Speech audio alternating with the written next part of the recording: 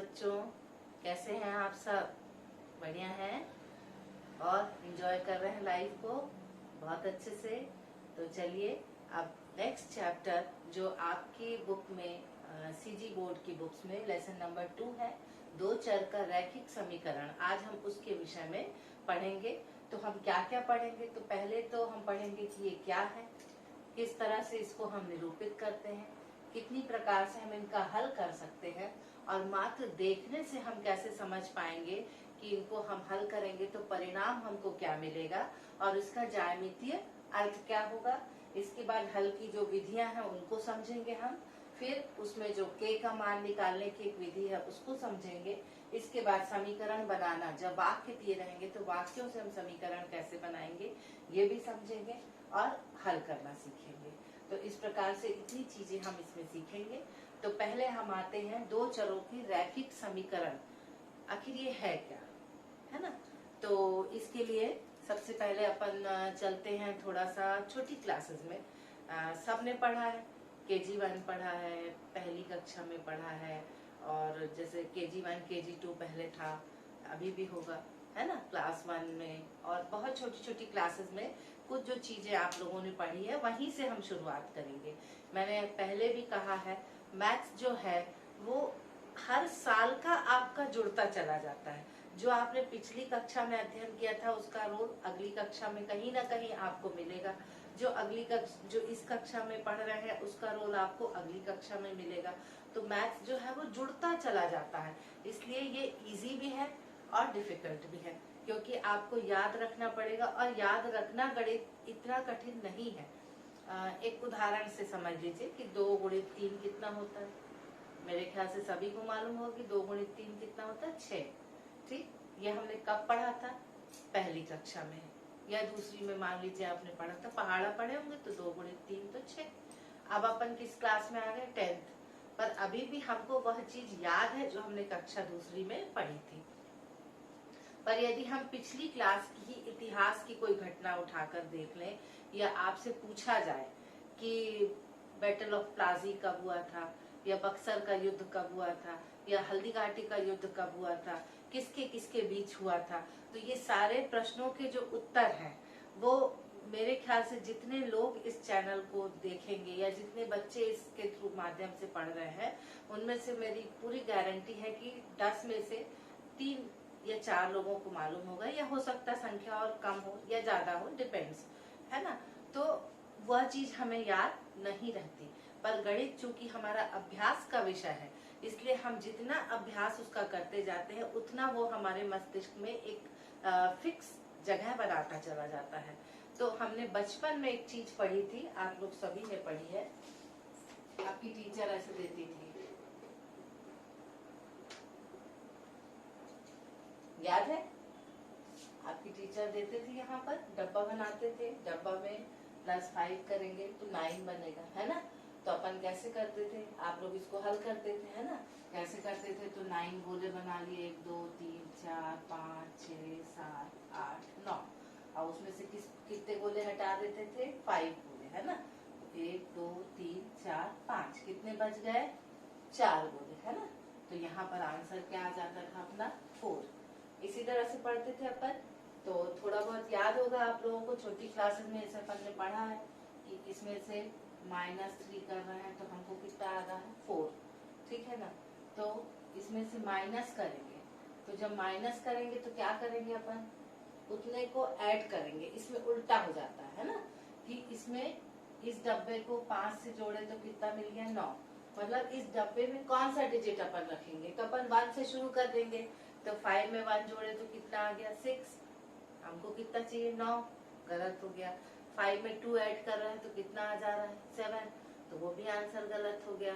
5 में 3 ऐड किए तो कितना आ गया? 8। वो भी गलत हो गया। तो कौन सा सही आया? 5 में 4 अगर ऐड कर रहे हैं तो कितना आ गया? 9। ठीक। तो ये जो चीजें अपन ने छोटी क्लासेस में पढ़ी थी, आप लोग को थोड़ी बहुत याद होगी, है ना। तो ये डब्बा था, ठीक। अब ये जो डब्बा है, ये समय के साथ साथ जब आप बड़ी क्लास में आ रहे हैं तो समय के साथ साथ अब लगा कि भाई कितना डब्बा डब्बा करेंगे अपन, तो इन डब्बों को रिप्लेस किया अपन ने किसी चर राशि से। इससे रिप्लेस कर दिया x से। ठीक है, तो जैसे आपने छोटी क्लास में पढ़ा था, जब यहाँ पर डब्बा बना था, ठीक, तो इस डब्बे में क्या भरे थे अपन, 4। ठीक है, फिर जब यहाँ पर डब्बा भरे रखे अपन ने, तो अब देखो यहाँ पे 3 है, तो नेचुरली माइनस करके यहाँ हमको क्या चाहिए, 4। ठीक है, अब यहाँ पे जो भी डिजिट लेंगे अपन तो 3 से बड़ा ही लेंगे, क्योंकि आंसर क्या आ रहा है, प्लस में आ रहा है। समझ में आ रहा है, आंसर अगर प्लस में आ रहा है मतलब ये जो डिजिट है वो 3 से बड़ा होना चाहिए। ठीक है, तो अपन 3 से ज्यादा लेंगे, तो पहले आप 3 से बड़ा, नेक्स्ट इमीडिएट कौन सा डिजिट आता है, 4। तो 4 में से 3 को माइनस किए तो कितना आ जाता है, 1, नहीं चाहिए हमको। 5 में से 3 को माइनस किए तो कितना आ रहा है, 2, और हमको कितना चाहिए, 4, वो भी नहीं चलेगा। 6 में से 3 माइनस किए तो कितना आ गया, 3, वो भी नहीं चलेगा। फिर 7 में से जब 3 माइनस कर रहे हैं तो कितना आ जा रहा है, 4, तो यहाँ पर क्या आ गया, 7। ठीक, तो इस डब्बे में यहाँ क्या हो गया, 4, यहाँ पर भी डब्बा है पर यहाँ पे इस डब्बे की वैल्यू कितनी हो गई, 7 आया। तो डब्बा हर जगह बनता है पर हर जगह उसकी वैल्यू क्या हो जाती है, अलग अलग भरती जाती। ठीक है, तो बचपन का ये जो डब्बा था आपका, इसको हमने किससे रिप्लेस कर दिया, x से। ठीक है, ये x और y वाला जो झमेला है वो थोड़ा सा तुम लोगों को टीडियस लगता है, पर टीडियस नहीं है बेटा। जो डब्बे डब्बे आपने छोटी क्लासेस में पढ़े, वो डब्बे को हमने किस में चेंज कर दिया, x में। ठीक है, जैसे खाली डब्बा था उसको सजा दिया, ऐसा समझ लीजिए। तो डब्बे को हमने किससे चेंज कर दिया, x से। x जो है, जैसे अब यहाँ पर x + 5 है तो 9। ठीक है, यहाँ पर मान लो x + 3 है, ये 5। फिर यहाँ पर एक और ले ले, x + 1 है 4। तो अब इस जब इक्वेशन को हम सॉल्व करेंगे इसमें, तो x में मान रखते जाओ, है ना। चर राशि क्या होती है और अचर राशि क्या होती है, ये दो राशियों का शायद आपको नॉलेज होगा, नहीं है तो मैं 2 लाइन में समझा देती हूँ। चर राशियां वो होती है जिसका मान हर समीकरण के साथ बदलता जाता है। समीकरण क्या होता है, जब बराबर चिन्ह के दोनों तरफ हम आंकड़े लिखते हैं, जब बराबर चिन्ह के दोनों साइड आप कोई आंकड़े लिखते हैं तो वो क्या हो जाता है, समीकरण। जब समान आंकड़े मतलब ऐसे रहते हैं कि ये और ये दोनों आपस में क्या होंगे, बराबर होंगे, तो ये क्या हो जाता है, समीकरण। ठीक है, तो अब इसमें समीकरण में लिखा हमने, तो क्या होता है, हर समीकरण के साथ इसका मान बदलता चला जाएगा, ये x का। ठीक है, ये x का मान तो इसके हिसाब से आएंगे। अब देखोगे तो इसका हो गया 4। इस समीकरण में मान देखोगे x का तो कितना हो जाएगा, 2। इस समीकरण में मान देखेंगे x का तो कितना हो जाएगा, 3। तो हर समीकरण के हिसाब से x का मान क्या हो रहा है, बदलता चला जा रहा है। कहीं 1 हो रहा, कहीं 2 हो रहा, कहीं 3 हो रहा, कहीं -1 हो रहा। तो हर समीकरण के हिसाब से इसका मान क्या हो रहा, बदलता जा रहा। तो जो मान बदलता है तो उसको हम कहते हैं चर राशि। ठीक है, और जितनी भी संख्यात्मक मान होते हैं, जितने भी संख्यात्मक मान या न्यूमेरिकल वैल्यूज जो होती हैं, इनको हम कहते हैं अचर राशि। क्या कहते हैं, अचर, मतलब वो चर नहीं होते, मतलब इधर उधर घूमने वाले नहीं होते, यहाँ कुछ वहाँ कुछ वहाँ कुछ, ऐसा नहीं होता। जो जहाँ जो है वो रहेंगे। माने 5 को आप कहीं भी लिखोगे 5 रहेगा, इसमें लिखोगे तो भी ये 5 है। मान लो कोई और समीकरण में लिख रहा है जहाँ 5 लिखना है तो 5 ही रहेगा, उसका मान कहीं पर भी नहीं बदलेगा। पर x का मान हर समीकरण के हिसाब से क्या होता है, बदलता जाता है। क्लियर हुआ, तो ये होती है चर राशि और अचर राशि। तो हमने इनको बदला किससे, चर राशि से। तो ये अब देखो, अब इस समीकरण में कितनी चर राशि है, 1 है ना, तो ये तो हो गया एक राशि वाला। ठीक, अब अगर हम इसका देखेंगे तो इसमें क्या होगा, x का मान कितना होगा, पिछली बार मैं बताई थी, आप रखते जाइए मान। 1 रखेंगे तो 5 और 1 6, 2 रखेंगे तो 7, 3 रखेंगे तो 8, 4 रखे तो 9। तो इस इक्वेशन में x का मान कितना हो गया, 4। इसमें भी देखेंगे अपन, 1 रखे तो 4 हुआ, 2 रखे तो 5, तो इस हिसाब से इसका मान हो गया 2। यहाँ पर x का मान कितना हो जाएगा, 3। ठीक, तो हर समीकरण के हिसाब से चर राशि का मान क्या हो जाता है, बदलता जाता है। तो ये हो गया आपका एक चर वाला रैखिक समीकरण। ठीक है, अब मान लो ऐसा दिया है आपको कि ये 2 डब्बे, इन दोनों को जोड़ोगे तो हमको क्या मिल जाएगा, 5। तो अब इसमें तो बहुत सारी संभावनाएं जुड़ती है ना। कुछ अपन छोटी सी डिस्कस कर सकते हैं अपन, जैसे मान लो यहाँ पे 2 और 3 जोड़ेंगे तो भी क्या आ जाएगा 5, ठीक है। 3 पहले लिखेंगे, 2 बाद में लिखेंगे तो भी हो जाएगा 5। 4 और 1 भी कितना हो जाएगा 5। 1 और 4 भी कितना हो जाएगा 5। -1 और +6 करेंगे तो भी हो जाएगा 5, है ना। 6 -1 करेंगे तो भी हो जाएगा 5। तो ये बहुत सारी संभावनाएं आ गई, मतलब यहाँ पर भी कोई मान, दोनों बहुत से मान आएंगे जिनका योग कितना आ जाएगा 5, ठीक। आया समझ में। तो जब इस तरह के दो चर राशि है, मतलब यहाँ भी डब्बा है और यहाँ भी डब्बा है, इन दोनों का योग कितना हो जाएगा 5, ठीक। तो अब इस ढंग से जब दो डब्बे आते हैं तो अपन को दो चर राशि चाहिए अपन को, ठीक है। जैसे यहाँ पर एक डब्बा था तो अपन ने इसको एक चर राशि लिखी थी। अब यहाँ पे दो डब्बा है तो अपन दो चर राशियां लिखेंगे, x और y। अब इन दोनों को जोड़ने से हमको मिल रहा है 5, ठीक। तो ये x और y कोई भी राशि हो सकती है, 2 और 3 हो सकती, 3 और 2 हो सकती, 4 और 1, 1 और 4, -1 और 6, -2 7, -3 8, -4 9, ढेरों संख्याएं होंगी जिनको जोड़ने से तुमको क्या मिल जाएगा 5। आया समझ में। तो अब भाई इसमें इतने सारे मान, तो जब इस तरह से दर्शाते हैं तो इसको हम कहते हैं दो चरों वाला रैखिक समीकरण। क्या होता है? दो चरों वाला रैखिक समीकरण। अब देखो इसमें रैखिक क्यों बोलते हैं ये सब बताओ आप। इसी जैसे ये समीकरण है, इसको रैखिक क्यों बोल रहे हैं? अब इसका जवाब अपन कैसे समझेंगे, चलो इसको बताते हैं, है ना।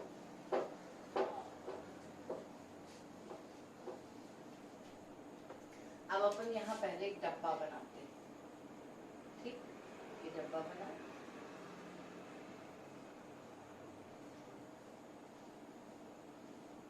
ये x का मान और ये y का मान। हम ले रहे हैं x + y = 5, ठीक। अब अपन x में मान रख देते हैं 0 1 2 3, मान लो ये 4 मान रख रहे हैं, ठीक। अब x 0 है तो y कितना हो जाएगा 5। तब तो 0 + 5 बराबर कितना आ जाएगा 5। अगर x 1 है तो y कितना हो जाएगा 4। तब तो 1 और 4 कितना आ जाएगा 5। उसी तरह अगर x 2 है तो y कितना हो जाएगा 3। x 3 है तो y कितना हो जाएगा 2, ठीक। अब अपन यहाँ पे लिखते हैं 5 4 3 और 2, क्या आ गया। अब अपन ग्राफ बनाना आप लोग 7वीं कक्षा में सीखे, 6वीं या 7वीं में। अब अपन इसका ग्राफ बनाते हैं।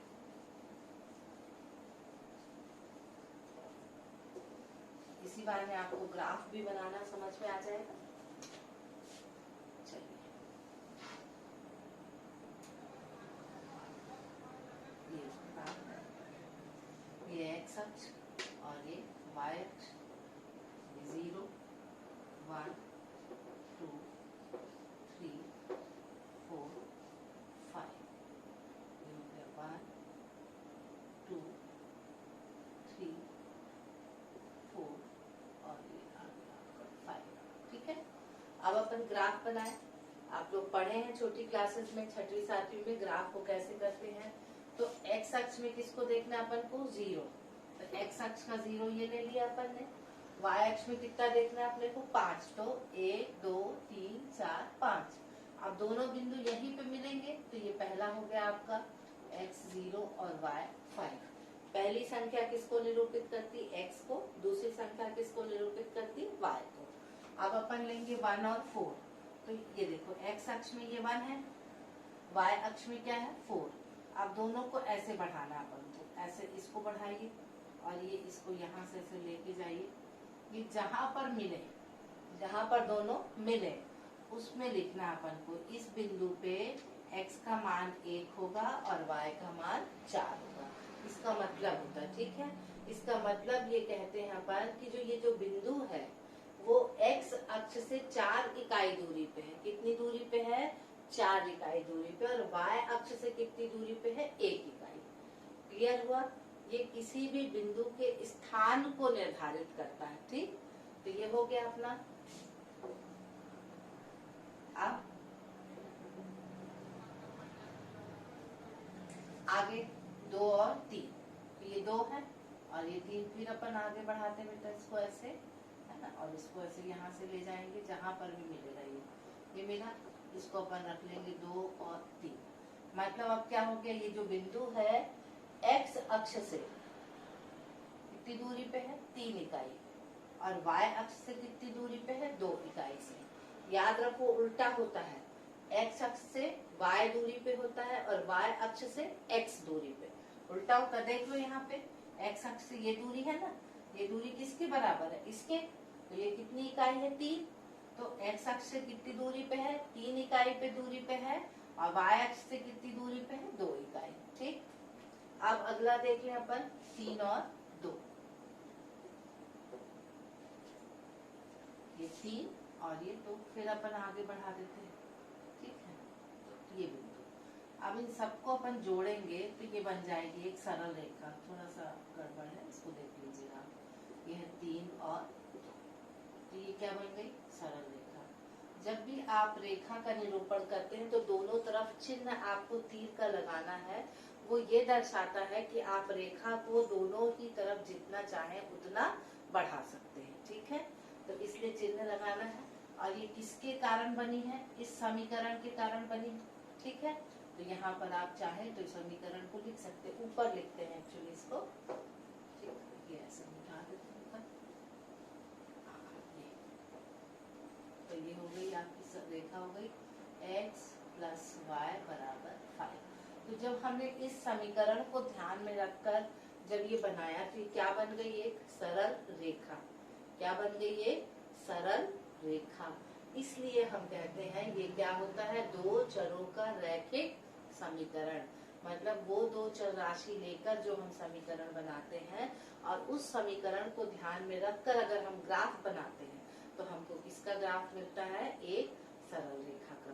तो ये जो अध्याय है ये आपका क्या है, 2 चरों वाला रैखिक समीकरण। ठीक है, और इसका निरूपण अब देखो, एक से ग्राफ तो अपना बन गया, पर x के भी इसमें मान बहुत सारे मिल रहे हैं और y के भी मान बहुत सारे मिल रहे हैं, तो कोई एक मान तो हमको नहीं मिल रहा है। ठीक, पर अगर हम इसके दूसरे एक और ले लेते हैं अपन,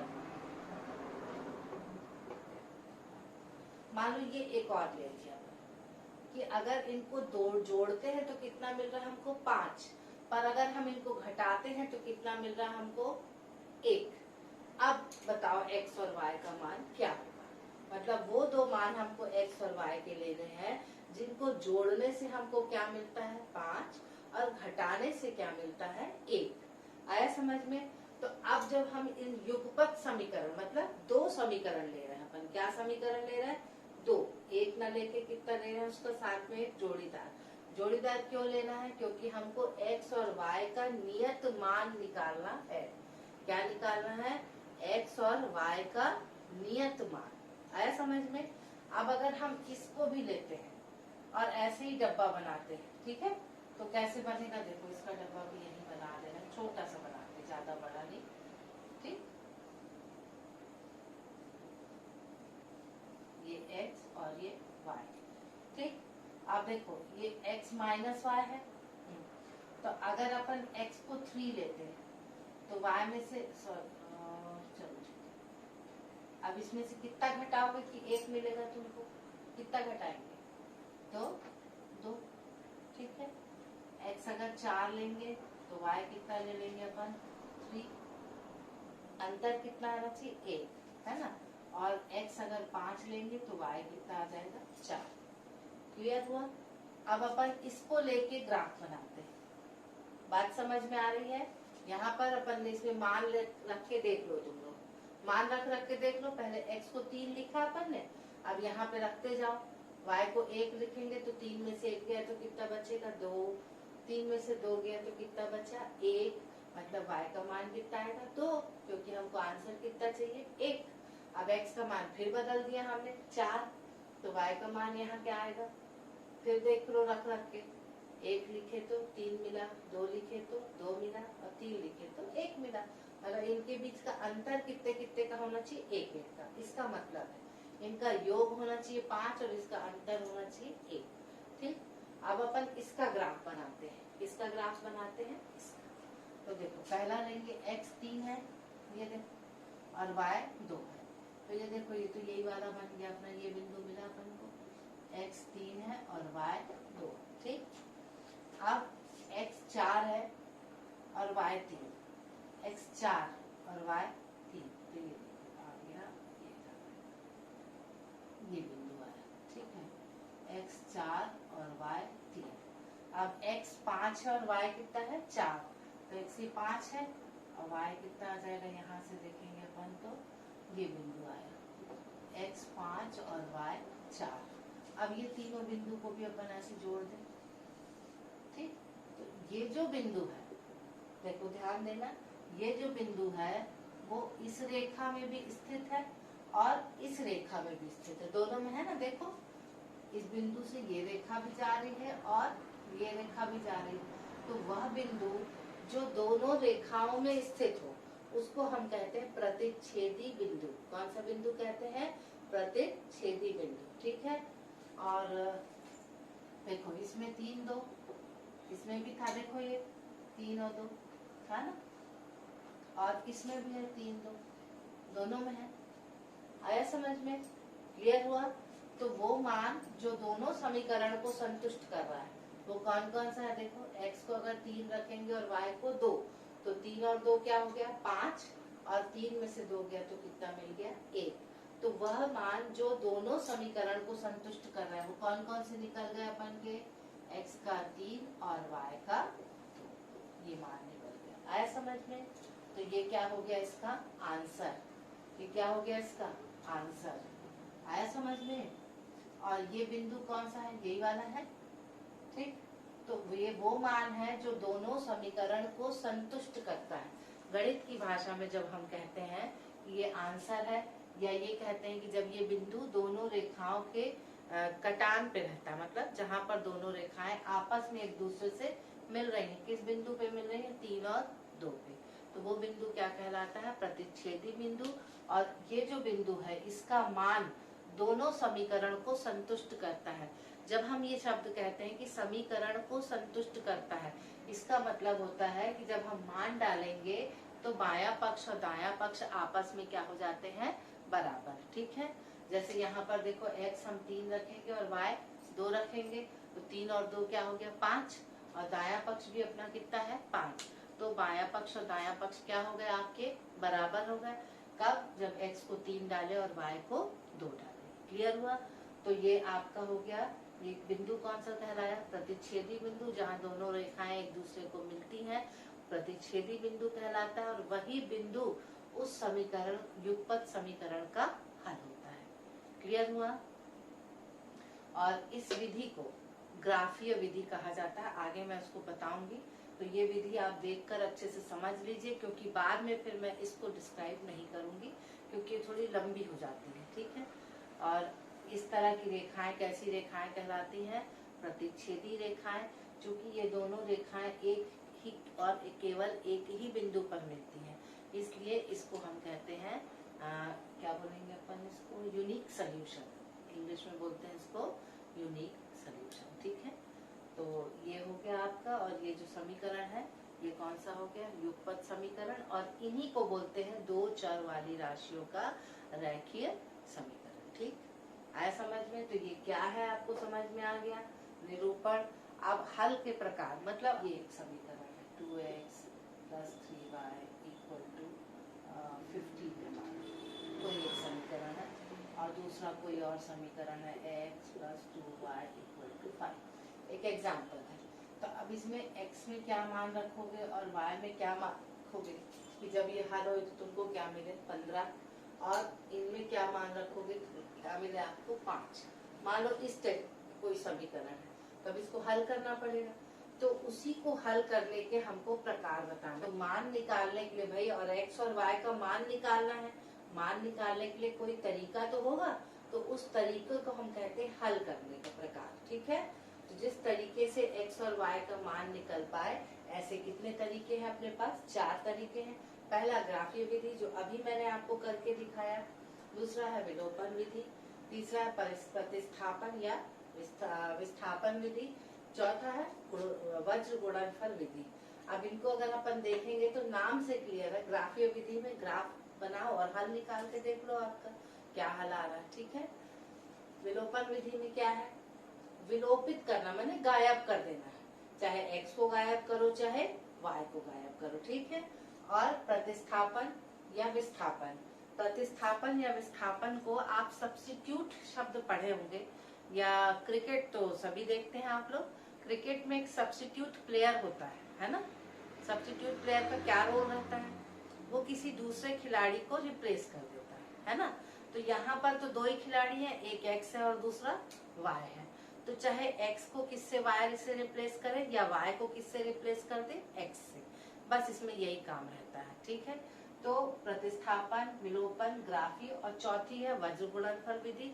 वज्र गुणनफल विधि आपके सिलेबस में अब नहीं है, पहले थी, पर ये एक विधि होती है, इसका नॉलेज आप रख लीजिए। ठीक है, अभी अपन फिलहाल ये तीन ही विधियां पढ़ेंगे। ग्राफीय विधि मैंने आपको बताई है, और बाकी ये दो विधियों को अपन और पढ़ लेंगे, और इसके बाद थोड़ा सा फिर क्या बचेगा, आपको हल की विधि अभी बता रही हूँ।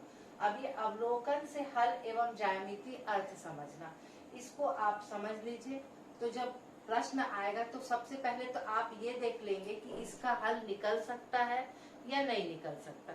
अगर निकलेगा तो हम प्रयास करेंगे, और नहीं निकलेगा तो क्यों जबरदस्ती एनर्जी वेस्ट करेंगे। आए समझ में?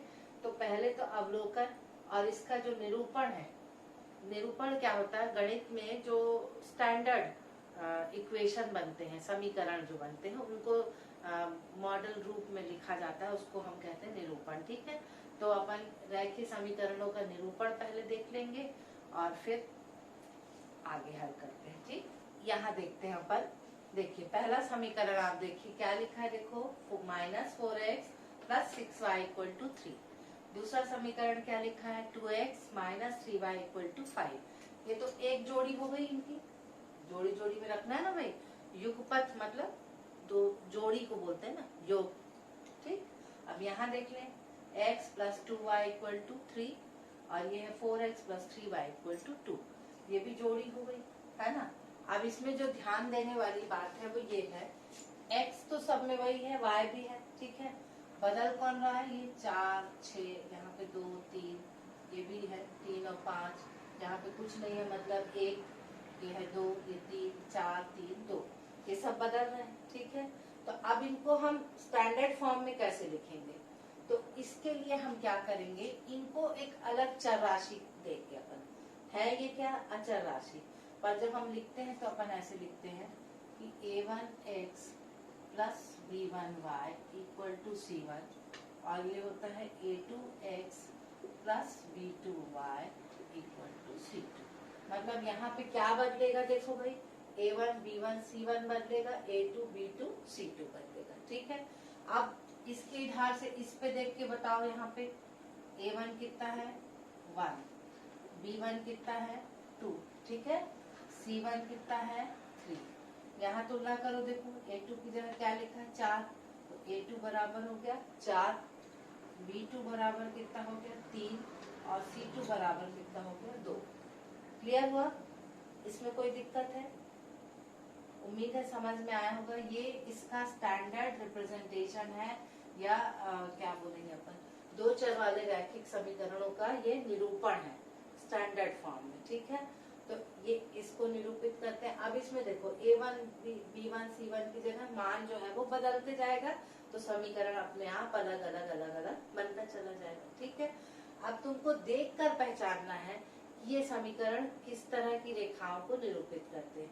रेखाएं तीन तरह से होती हैं। ठीक है, देखो कैसे बना सकते हैं रेखाएं, या ऐसे बनेंगी, या तो ऐसे बनेंगी, और या एक के ऊपर एक। ठीक, तो जब ऐसी रहेंगी तो इनको हम कहेंगे समांतर रेखाएं।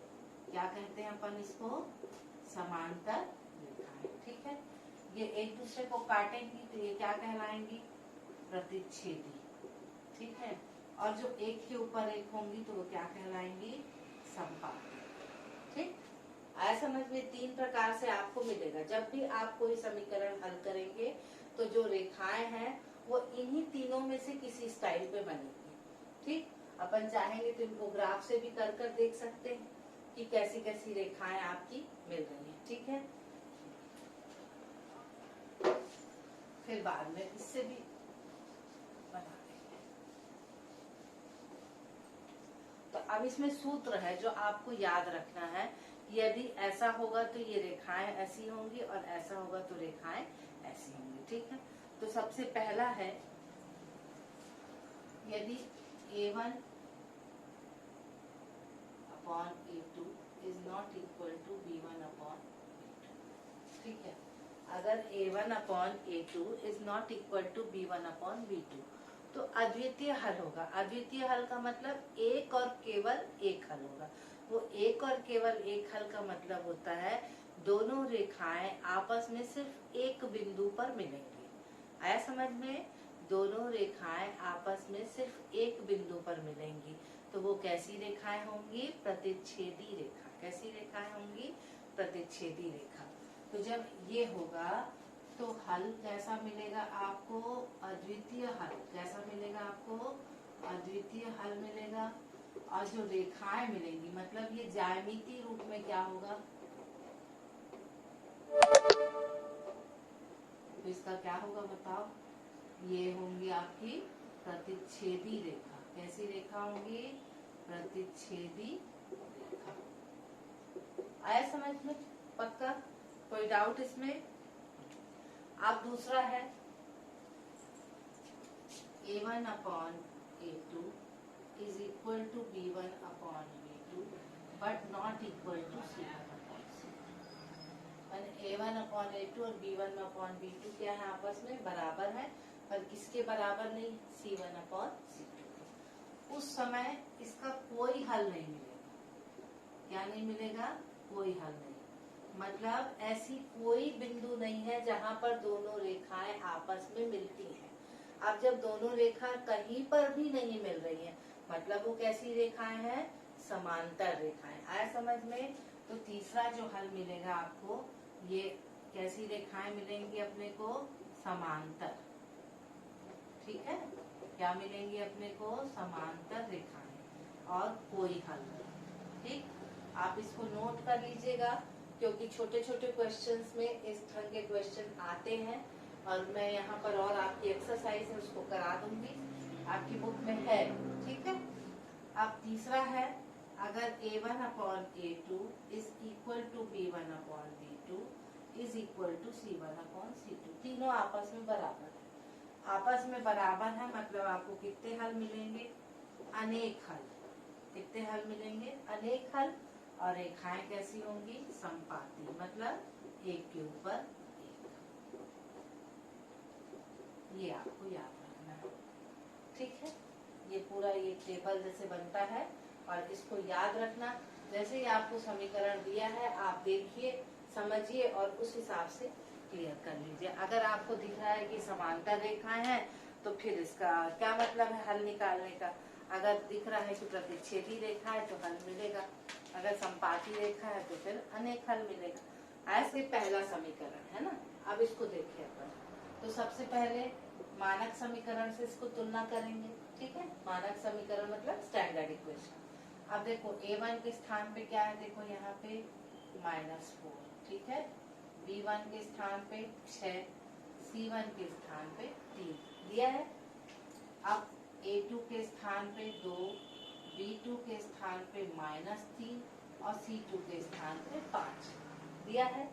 अब अपन क्या करें? A1 upon A2, B1 upon B2 और C1 अपॉन C2 ये तीन मान को अपन निकाल लेते हैं। ठीक है, तीन मान को क्या कर लेंगे अपन?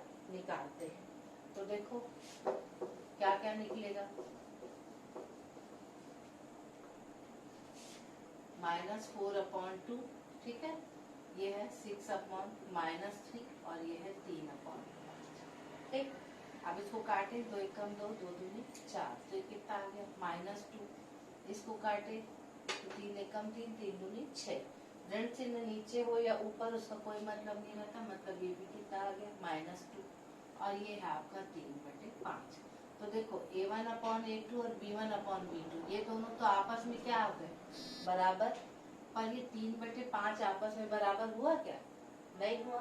तो A1 अपॉन A2 और B1 अपॉन B2 बराबर हो गए, पर ये किसके बराबर नहीं हुए? C1 अपॉन C2 के। तो ये जो अपन ने कंडीशन पिछले लिखी थी उसके हिसाब से किसको निरूपित कर रहा है, समांतर रेखाओं को। किसको निरूपित कर रहे हैं, समांतर रेखाओं को। तो इसका कोई भी हल नहीं होगा। परीक्षा में अगर आपको ये प्रश्न आता है और कहते हैं हल निकालो, तो आप इसको लिख सकते हैं, चूंकि a1/a2 बराबर b1/b2 है, but not equal to c1/c2।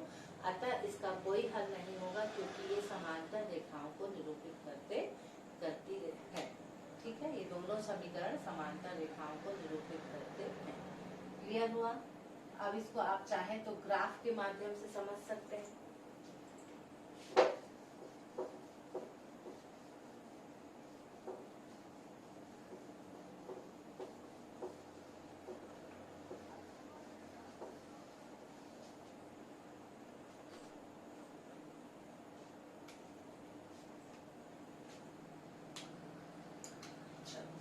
Graph में दो डब्बे बनेंगे, पहला ऊपर वाली रेखा के लिए और दूसरा नीचे वाली रेखा के लिए।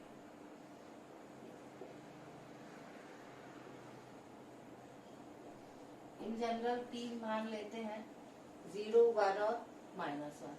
या बहुत आसानी से लेना है तो एक बार x को 0 कर दो, एक बार y को 0 कर दो, पर देख के ले लो थोड़ा सा, है ना। जब x को 0 किया अपन ने, यहाँ पर देखो, है ना, ये ले लेंगे -4x + 6y = 3। ठीक है, जब x को 0 ले रहे हैं तो ये हो जाएगा -4 × 0 + 6y = 3। तो 6y = 3 हो गया, तो y हो गया आपका 3/6, मतलब 1/2। तो y की वैल्यू कितनी हो गई, 0.5। तो x 0 लिए तो y कितना हो गया, 0.5। ठीक है, अब x को 1 ले लें अपन,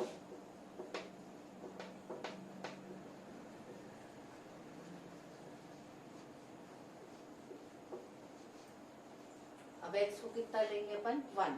ठीक है, अब x को अगर 1 लेते हैं तो ये कितना हो जाएगा, -4 × 1 + 6 = 3। तो 4 1 जा 4, उधर जाएगा तो 6 y, y तो 3 + 4, तो y = हो जाएगा 7/6। डिवाइड कर देंगे तो 1.1 समथिंग आएगा, तो अपन इसको 1.1 लिख देते हैं, डिवाइड करके देख लीजिएगा, है ना।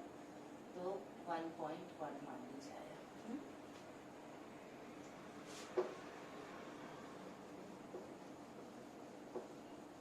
अब तीसरा अपन -1 लिख लेते हैं। क्या लिख लेते हैं, और दूसरा कुछ ले लेते हैं, 3 मान लो ले लेते हैं। 3 से 8,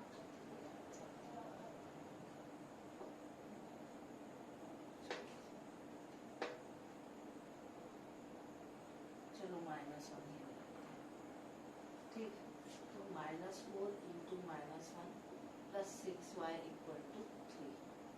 तो ये 6y माइनस प्लस, 3 + 4, तो यहाँ जाएगा 3 - 4, y = हो जाएगा -1/6। तो y की वैल्यू कितनी आ जाएगी, 1 से है तो -0.1, है ना, तो 4 है तो 6।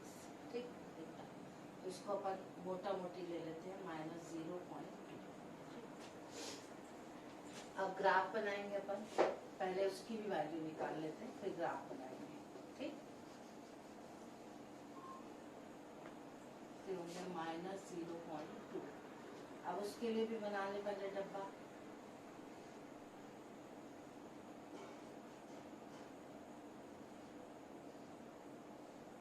फिर यहाँ ले लें अपन, इन्हीं वैल्यूज को मान लो लेते हैं अपन, x को 0 ले लेते हैं। x को 0 लेंगे तो -3y = 5, तो y हो जाएगा -5/3। तो कितना हो जाएगा, -3 2 सॉरी 3 1 3, 2 कैरी आया, है ना, तो 1.6।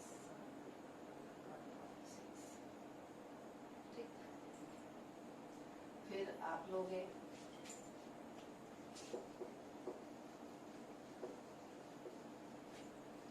x को 1 ले लिए, है ना, तो 2 × 1 -3y = 5। तो -3y, 2 उधर जाएगा तो 5 - 2, y हो जाएगा 3/-3, कट के कितना आ गया, -1। ये हो गया -1, ठीक है। अब जब -1 लेते हैं अपन,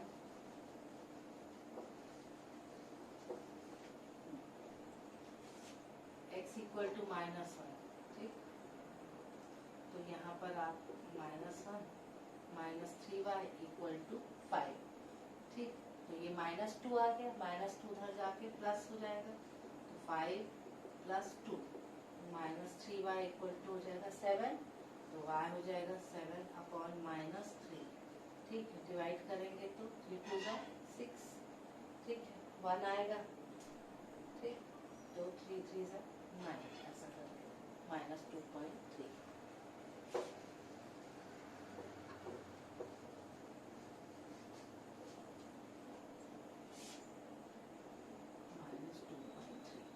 अब अपन ग्राफ बनाते हैं। चलो,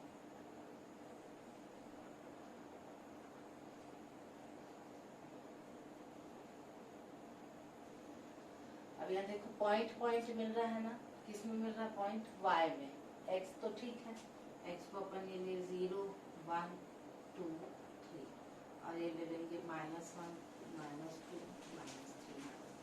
अब इधर ले रहे हैं, ये देखो -5 1.0 1.5 2.0, ठीक, यहाँ लेंगे तो 0.5 सॉरी माइनस है ना, फिर -1.0 -1.5 -2.0 और ये हो जाएगा 2.5, क्योंकि अपने को आखिरी वैल्यू क्या मिली यहाँ पे -2.3, ठीक है।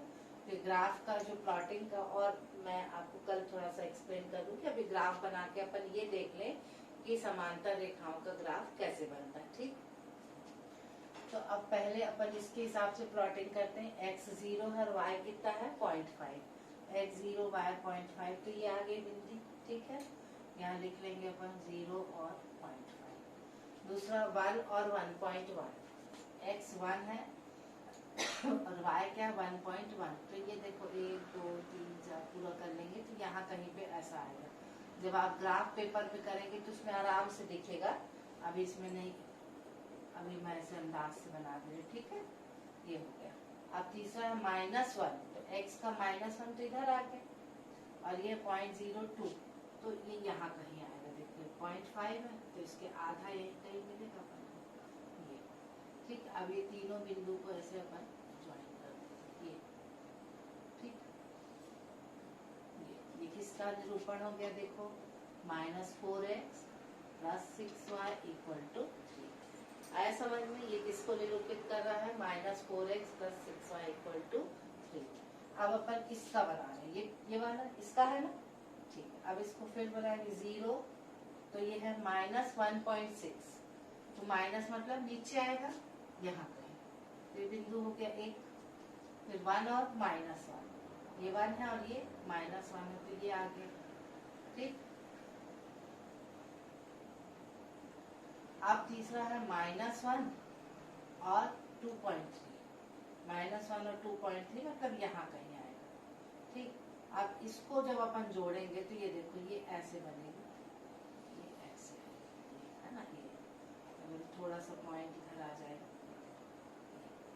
ऐसे, सॉरी ऐसे बनेगी, तो ये रेखाएं दोनों जो हैं वो आपस में क्या हो गई, देखो समांतर सीधी सीधी जा रही हैं, ठीक। ये किसको निरूपित कर रहा है? 2x - 3y = 5, ठीक। तो ये दोनों रेखाएं आपस में क्या हो गई? समांतर हो गई, मतलब ये कहीं पर भी नहीं मिल रही है। जब कहीं पर भी नहीं मिल रही है तो कोई एक बिंदु ऐसा होगा ही नहीं जो दोनों रेखाओं में स्थित हो। जो दोनों रेखाओं में स्थित नहीं है तो जो अगर होता तो वही उसका हल होता, पर चूंकि दोनों रेखाओं में ऐसा कोई बिंदु नहीं है जो दोनों में हो कॉमन, इसलिए इसका कोई भी हल नहीं है। तो ये कौन सी रेखाएं हो गई आपकी? समांतर रेखाएं। आया समझ में? चलिए अब इस समीकरण को देखते हैं, ठीक है।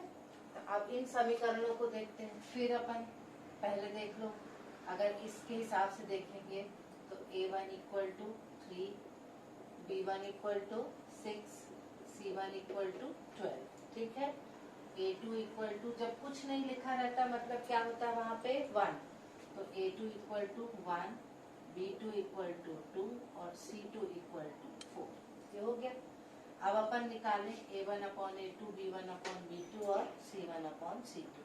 देख लो A1 अपॉन A2 कितना आ जाएगा 3, कर करके देख लो, जाता है तो 3 अपॉन 1 हो गया, ये 6/2 हो गया और ये 12/4। काटो, 2 3 6 और 4 दिया 12। तीनों आपस में क्या हो गए, बराबर आ रहे हैं। तो ये कौन सी वाली कंडीशन हो गई, जब A1 अपॉन A2 बराबर B1 अपॉन B2 बराबर C1 अपॉन C2, तीनों आपस में क्या हो गए, बराबर हो गए। चूंकि ये बराबर है इसलिए इसके कितने हल होंगे, अनेक हल होंगे। और ये कौन सी रेखाएं कहलाएंगी, समपाती रेखाएं। ठीक है, तो समपाती रेखा का ग्राफ भी बना देती हूँ, तो ये ग्राफ वाला जो कॉन्सेप्ट है ये आपका क्लियर हो जाएगा।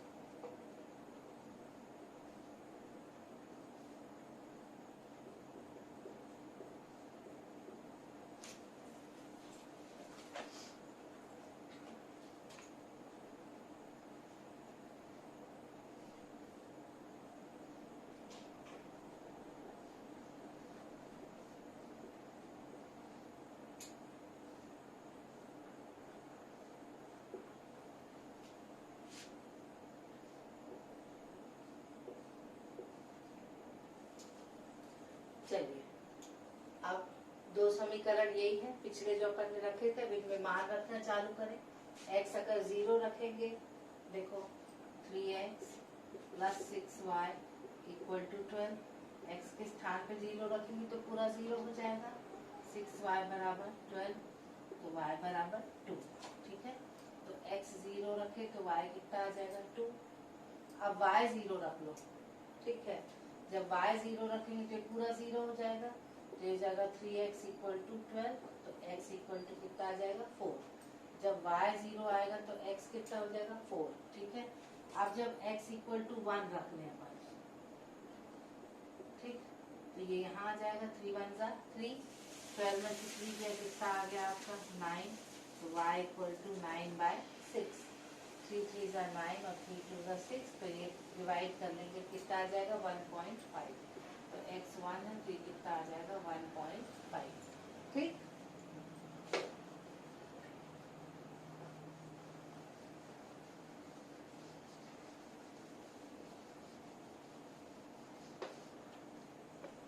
अब इसको लेंगे अपन, फिर करें, पहले x को 0 डाल दें, फिर y को 0 डाल दें, फिर x को 1।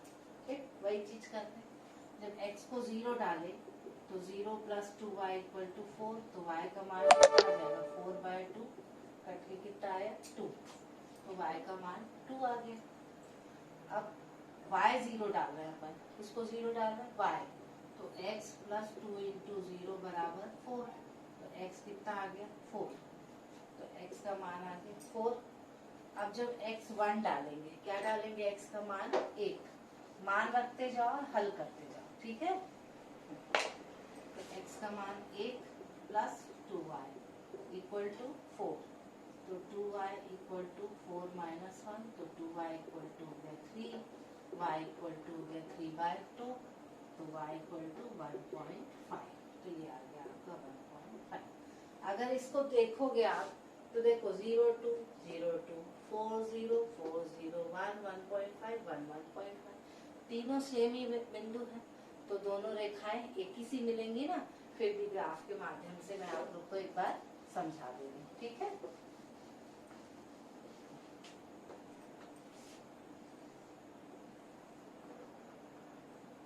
ये आपका x y, एरो बना दीजिए, ये हो गया 0 1 2 3 4, ये हो गया 0 1 2 3 4। ठीक, अब पहले वाले में देखो x का मान 0 है तो y का मान 2 है। जब जब x 0 होता है तो बिंदु कहाँ मिलता है हमको, y अक्ष में, और जब y 0 होता है तो बिंदु कहाँ मिलता है, x अक्ष में। ठीक है, तो ये बिंदु आपको मिला 0 और 2। दूसरा बिंदु है 4 और 0, तो ये है, बताई हूँ अब भी आपको कि y 0 है तो बिंदु कहाँ मिलेगा, x अक्ष में। ये हो गया 4 और 0। तीसरा है 1 और 1.5, तो 1 और 1.5 मतलब कहाँ हो जाएगा, ये बीच में है ना, ये देखो ये बिंदु। अब तीनों को अपन जोड़ दें, ठीक, तो ये रेखा बन गई। अब जब दूसरे को लेंगे तो दूसरे के भी यही बिंदु है, 0 और 2 मतलब ये बिंदु, 4 और 0 मतलब ये बिंदु, और 1 और 1.5 मतलब ये। ठीक है, तो ये वही रेखा हो गई, तो एक के ऊपर एक दोनों रेखा हो गई। तो जब दोनों रेखाएं एक ही रेखा जो होती है, जब देखने में हमको एक ही रेखा दिख रही है पर वो निरूपित किसको कर रही है, दो समीकरणों को। जब दो समीकरण को एक ही रेखा निरूपित करती है तो वो दोनों रेखाएं, दोनों समीकरण किसको निरूपित करते हैं, संपाती रेखाओं को। ठीक है, जब एक ही रेखा ग्राफ में, जब एक ही रेखा दो समीकरणों को निरूपित करती है तो वो दोनों समीकरण किसके होते हैं, संपाती रेखाओं के। जब रेखाएं संपाती होती हैं तो x और y के हमको अनेक हल मिलते हैं। कितने हल मिलते हैं, अनेक हल मिलते हैं। देखो एक के ऊपर एक है, सब मान एक से है, ठीक है, तो कैसे हल मिलते हैं, अनेक हल। और रेखाएं कैसी होती हैं, संपाती। ठीक है, तो ग्राफीय विधि में तीनों अपन ने पढ़ा। पहला था प्रतिच्छेदी रेखाएं जिसमें केवल एक हल मिलता है, समांतर रेखाएं जिसमें कोई हल नहीं मिलता, और तीसरा है संपाती रेखाएं जिसमें अनेक हल मिलता है। ठीक है, तो इस पे आधारित जो गणित है इनको आप बनाकर प्रैक्टिस कीजिएगा। और अगला फिर अपन नेक्स्ट क्लास में करेंगे। अगली ये ग्राफीय विधि हो गई आपकी। देखिए यहाँ से अपन ने क्या है पढ़ लिया, निरूपण पढ़ लिया, हल के प्रकार पढ़ लिया, अवलोकन से हल और ज्यामितीय अर्थ, हल की विधि समझना। तो ये कौन सी विधि समझी अपन ने, ग्राफीय विधि। ठीक है, पहली विधि अपन ने समझ ली, ग्राफीय विधि। अब दूसरी विधि कौन सी थी, विलोपन, और तीसरी कौन सी थी अपनी, विस्थापन विधि। तो अगला अपन विलोपन और विस्थापन विधि पढ़ेंगे, दीर्घामास और समीकरण बनाना। ठीक, इसको फिर अब आगे अपन पढ़ेंगे।